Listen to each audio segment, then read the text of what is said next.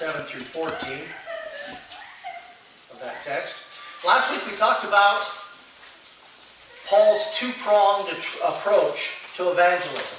In the two-pronged approach to evangelism, we saw that there were those who were gifted evangelists. It could be individuals who are gifted and are called to the profession of evangelism, the Billy Graham, some pastors, many pastors as well, but also individuals who are in the laity or the congregation of the church, and those individuals may have a spiritual gift of evangelism as well, and they have just a sense of boldness in being able to share with individuals.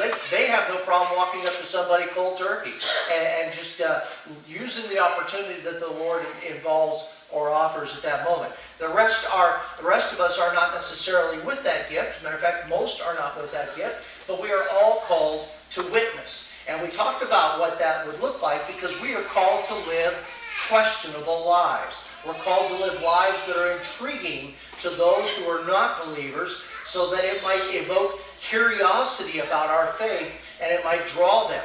We talked about 3 ways that we could be a blessing to others, and we were challenged last week to bless at least 3 individuals over the course of this last week as we were leading up into today. And so there were 3 different ways we talked about as examples that you could be a blessing to others. Does anybody remember what one of those was? Gifts. Sharing gifts. Just unexpected gifts. What was the second one? Acts of kindness. Exactly right. And the easiest one to do was words of affirmation. Man, you guys get an A. That is awesome. Good job. All right. So this week, we're going to look at a distinctly biblical practice that we could do as an act of blessing or a work of blessing to others. Now, before we do that, I want everybody looking up here, otherwise you'll have an inclination to cheat.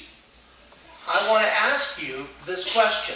The Bible talks about the Son of Man came for different reasons.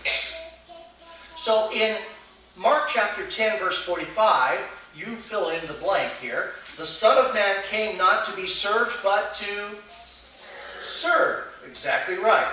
And to give his life as a ransom for many. In Luke chapter 19, verse 10, the Bible tells us that the Son of Man came to seek and save who? The lost. Very good. You beacon, I saw that. English teacher cheater. The Son of Man, thirdly, in Luke chapter 7, the Son of Man also came eating and drinking. Sarah didn't even balk. She just looked. Yeah. He came eating and drinking. I want to suggest to you, if you spend a little time looking in the Bible, you will find it amazing how much of Jesus' ministry was done at a table. Eating and drinking with others. As a matter of fact, Jesus himself said the Son of Man came eating and drinking. He pointed it out. That was part of his ministry plan. And he says, and you're calling me a drunkard and a glutton. Because they said, he seemed like every time he turned around, that's where he was at. Because he used it as ministry, eating and drinking. Some interesting things can happen sometimes at churches that have fellowship times. And a lot of churches have gone to having a fellowship time between Sunday school and worship, or having fellowship time after the worship service, and then they'll have coffee and things. And there's a story about one particular pastor who, in this particular church, they would have a little fellowship time afterwards, and they would serve coffee as well as donuts and some other things. And but they talked about how good their coffee was and made a big deal out of it. When Gina and I visited a church here a few weeks ago when we were on vacation, it was one of the things we noticed. They had a nice coffee bar, and people were kind of around it, milling around, and they're talking and visiting with one another and introducing themselves to one another. We were quite fascinated with that and enjoyed the coffee ourselves. The story in this one particular case, though, was a pastor came up to this little boy, and he said to him, he says, "Do you know why we offer coffee after church?" The boy thought for a moment. He says, "Well, I suppose it's to keep the people awake so they can drive home." Which says something about the message. So I'll be watching you all here this morning. Luke chapter 14 is where I want us to look at if we could this morning. As we're looking at that, I'm just going to highlight just a couple of things here very quickly. Notice there in verse 1 of chapter 14, it says, "Now it happened, as Jesus went into the house of one of the rulers of the Pharisees to eat on the Sabbath, they watched him closely." And then we go on there farther. In verse 7 and 8, we see here the conversation starts to happen. And Jesus starts using wedding feasts. And he's showing an equivalency to the wedding feast and the kingdom of God. But he's also talking about their relationship with one another and others. And he talks about, if you find yourself seated in a place of honor, you presume yourself there, you might get booted from that spot. And he's talking about everybody needs to respond with humility, and he works his way through that conversation. And he says in verse 11, "Whoever exalts himself will be abased, he who humbles himself will be exalted." But then he goes into verse 12, and he says, "When you give a dinner or a supper," again using a meal as an example here, he says, "Do not ask your friends to dinner. Do not ask your brothers. Don't ask your relatives. Don't even ask your rich neighbors, because they'll invite you back and you'll be repaid. Rather, when you give a feast, invite the poor, the maimed, the lame, the blind, and you will be blessed, because they cannot repay you, for you shall be repaid at the resurrection of the just." Eating and drinking. One of the most powerful tools that you have available to you to be a ministry of blessing to others, especially those outside the church. You see, the first two passages we talked about, the Son of Man came to serve, and the Son of Man came to seek and save the lost. That's what Jesus came to achieve. But the last verse there in Luke chapter 7, when it says he came eating and drinking, is telling us how he sought to accomplish the task. He did it around tables. I want to challenge you and me to start using our table more and more as an opportunity to reach others for Christ. One thing about the medicine I take is it makes you thirsty. So let's see how we can shape our mission in a neighborhood with the table. First off, the first point there is the table can be a surprising place. It can be a surprising place. The most surprising things about Jesus was who he ate with. Now, his detractors, as we noted there, oftentimes would accuse him of being a drunkard and a glutton. Jesus obviously was neither of those things. He obviously would use the preparedness to eat and drink with sinners, tax collectors, and prostitutes as opportunities to be a witness or to build relationships and to reach the lost. The enemies, of course, wanted to use it as ammunition against him. Think about how he started his public ministry, though. He started his public ministry at a wedding feast, providing wine at the wedding feast.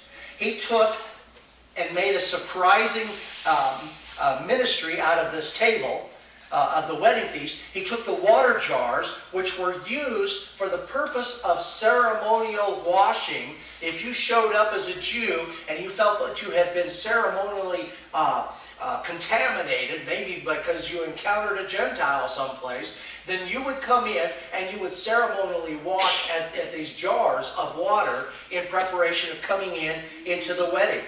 And so Jesus takes these symbols of separation, which was the ceremonial jars of water, the ceremonial separation there between Jews and Gentiles, and Jesus turned it into that which was a symbol of hospitality, a symbol of inclusion, and a symbol of fellowship. He took the water, which was of one purpose, and he turned it into a whole new purpose that brought people together, not demonstrated that they were pulled apart.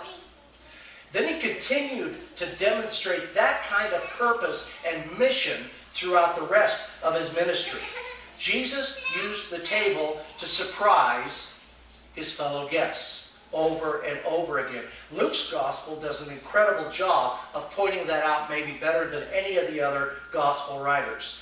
It's at the table that Jesus accepted the worship of a sinful woman and then criticizes the self-righteousness of Simon the Pharisee in Luke chapter 7.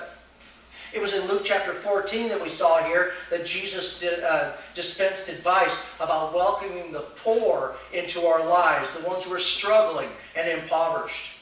And in Luke chapter 24, we've seen it here recently, that we saw that it was at a table that Jesus revealed himself to the two who were on the road to Emmaus. I want to challenge you, beloved, this morning. I want to urge you, I implore you, use your table to break down the walls that separate people in our communities. Surprise the world around you by the people that you invite to your home. Change your way of thinking. Better stated, let the Spirit of God change your way of thinking. In his book, Surprise the World, Michael Frost says, and we're looking at this in our Wednesday night studies, we are called to be radical socializers. It's kind of an awesome thought when you think about it. How can you socialize in such a way that it becomes radical? Well, in the book Right Here, Right Now, Alan Hirsch and Lance Ford, they say this, and I'll quote them. They said, sharing meals together on a regular basis is one of the most sacred practices that we can engage in as believers. Missional hospitality is a tremendous opportunity to extend the kingdom of God to unbelievers. If every Christian household regularly invited a stranger or a poor person into their home for a meal once a week, we could literally change the world merely by eating. See, the table can be a surprising place where people start asking questions about your faith. God breaks down those doors. When you invite the unexpected starts showing up. Secondly, the table also fosters community or relationship building opportunities. Have you ever seen an older couple at a restaurant and then be in complete silence? When it happens, it's so odd looking because this couple, they don't typically have their technology in their face, and so they're busy, they're talking about different things. And so if you see them just staring at each other, you're wondering, what's wrong? Now, everybody else, you look at the place, they're all sitting there going, and they're not looking at each other. The waitress comes and, and we've even gotten to the point where you don't even need the waitress anymore. You can just text her what you want in your menu in half the restaurants anymore. That's what we've come to. But see, the table is a great opportunity because it's a table that can be a forum for conversation and hospitality. It's a place for rest and reconciliation. I want to suggest something to you. Consider this. Listen to me. Instead of inviting somebody to church next week, invite them to dinner. Instead. Not both. Instead. Invite somebody who doesn't know the Lord. Invite them for lunch. Meet them for breakfast. Invite them over for dinner.